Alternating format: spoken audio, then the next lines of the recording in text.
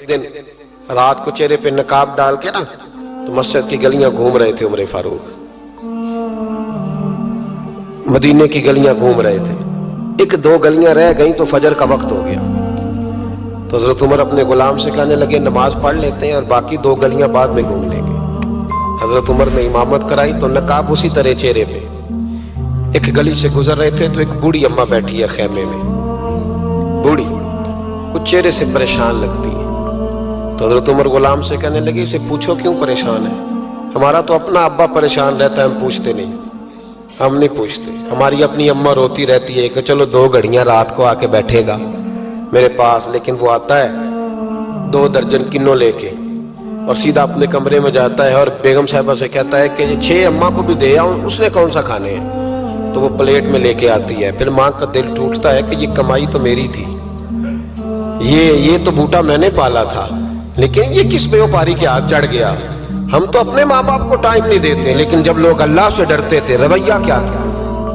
حضرت عمر فاروق رضی اللہ تعالیٰ عنہ خادم سے کہنے لگے بوڑھی سے پوچھو.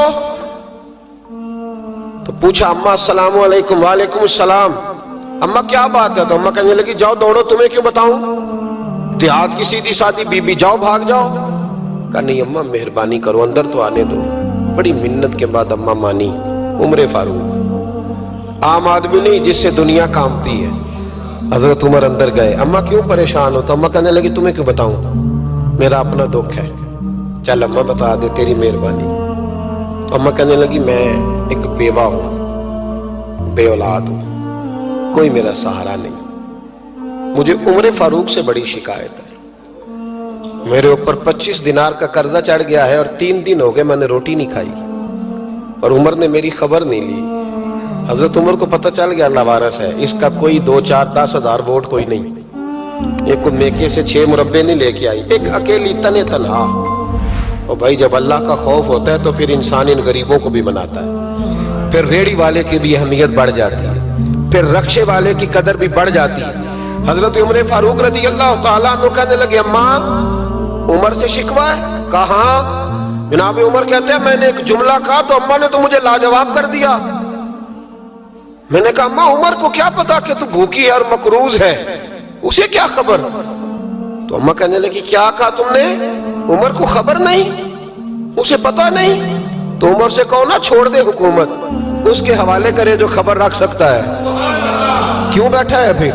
ہمارے حکمران کہتے ہیں ابھی میں صدمے میں ہوں، نکلوں گا تو بات کروں گا. نہ ادھر ادھر کی تو بات کر، یہ بتا کہ قافلہ کیوں لٹا.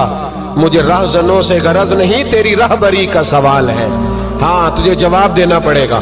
حضرت سیدنا عمر فاروق رضی اللہ تعالیٰ عنہ سے اماں کہنے لگی نہیں خبر رکھ سکتا تو حکومت کیوں کرتا ہے، چھوڑتا کیوں نہیں؟ تو حضرت عمر کہتے ہیں میں کانپنے لگا. دوڑے گئے جناب عمر. میں نے کہا اس اماں کا 6000 ووٹ نہیں کہ اس کی قدر کی جائے. یہ اماں کوئی بہت آکسفورڈ یونیورسٹی کی ڈگری ہولڈر نہیں کہ اس کی بات مانی جائے کہ لاوارث اور بیوہ بی بی. عمر دوڑے گئے، گھر سے اناج کا تھیلا کندھے پہ رکھا، 25 دینار بھی لیے، پکا پکایا کھانا بھی لیا. خادم کہنے لگا حضور مجھے دے دے میں اٹھا لیتا ہوں. تو حضرت عمر فرمانے لگے چل وعدہ کر قیامت کے دن بھی میرا بوجھ اٹھائے گا. کہنے لگا جی نہیں وہاں نہیں اٹھا سکتا. فرمایا پھر آج بھی نہ اٹھا، مجھے ہی اٹھانے دے، یہ میرا بوجھ ہے تو مجھے ہی. اماں کے سامنے 25 دینار بھی رکھے. پھر اماں کو حضرت فاروق اعظم نے 2 مہینے کا راشن بھی دیا، پھر پکا پکایا کھانا بھی دیا. معمولی آدمی کی بات نہیں کر رہا، 24 لاکھ مربع میل کا حکمران.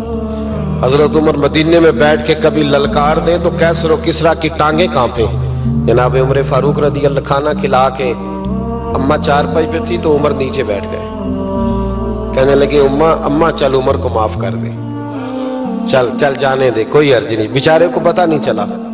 تو اماں کہنے لگی تو نے پھر عمر کا ذکر چھیڑ دیا. بیٹے میرے گھاؤ بڑے گہرے ہیں، میرے زخم بڑے سخت ہیں، کلیجہ پھٹے تو تجھے دکھاؤں کتنی تکلیف میں ہوں. میں تو پکا ہوا پھال ہوں، کسی وقت بھی دنیا سے چلی جاؤں گی. میں نے عمر کو معاف نہیں کرنا. جب میں قبر میں جاؤں گی نا، نبی کریم علیہ السلام آئیں گے تو میں عمر کی شکایت کروں گی. میں کہوں گی حضور اس سے پوچھئے یا رسول اللہ بیوہ اور بوڑھی کا خیال ہی نہیں کیا. تو آپ کے غلام کہتے ہیں میں نے عمر کو کبھی اتنا روتے نہیں دیکھا جتنا آج روئے. کہنے لگے اماں عمر کو میں جانتا ہوں وہ کمزور ہے، یہ شکایت نہ لگانا، وہ کمزور ہے، مقابلہ نہیں کر سکے گا، یہ شکایت نہ لگانا، چل معاف کر دے. تو اماں کہنے لگی اچھا تو مجھے کچھ اچھا لگتا ہے، جا تیری خاطر عمر کو معاف کیا، تو پیارا لگا ہے، جا معاف کیا، تیری خاطر معاف کیا، تیری خاطر عمر کو معاف کیا. حضرت عمر فاروق کہنے لگے مجھے لکھ کے دو. کون اتنے جتن کرتا ہے؟ کون؟ کسی سے کہنا جا اپنی اماں کو منا لے، تو کہتے ہیں نہیں نہیں میری غلطی کوئی نہیں، تو مناؤ کس بات پہ؟ ہمیں تو بیسیوں دلیلیں آتی ہیں. جا ابا کے پیر پکڑ لے. پتہ ہے نبی پاک علیہ السلام نے فرمایا جس کا باپ راضی ہوگا اسی کا اللہ راضی ہوگا، اور جس کا باپ ناراض ہوگا وہ سارا دن وظیفے پڑھے، اس کا اللہ راضی. یہ ابو داؤد شریف کی حدیث ہے. نا جی بڑی مہربانی، پیسے نہ لائیے گا. اب بات سنیں، وہ بھی میں سمیٹنے کی طرف آ رہا ہوں، ختم کر رہا ہوں، آپ میری بات پہ توجہ رکھیں. عزیز بھائی، نبی کریم صلی اللہ تعالی علیہ وسلم نے جو اپنے غلاموں کی تربیت کی تو حضرت عمر فاروق کہنے لگے لکھ کے دو، لکھ دو.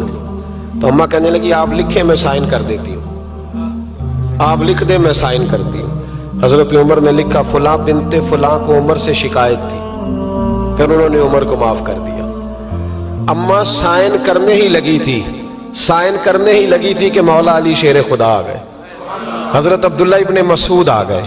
اوہو عمر یہاں بیٹھے ہوئے ہو، میں سارے مدینے میں تلاش کر رہا تھا، یہاں بیٹھے ہو، وہ کچھ لوگ ملنے آئے، نکلو.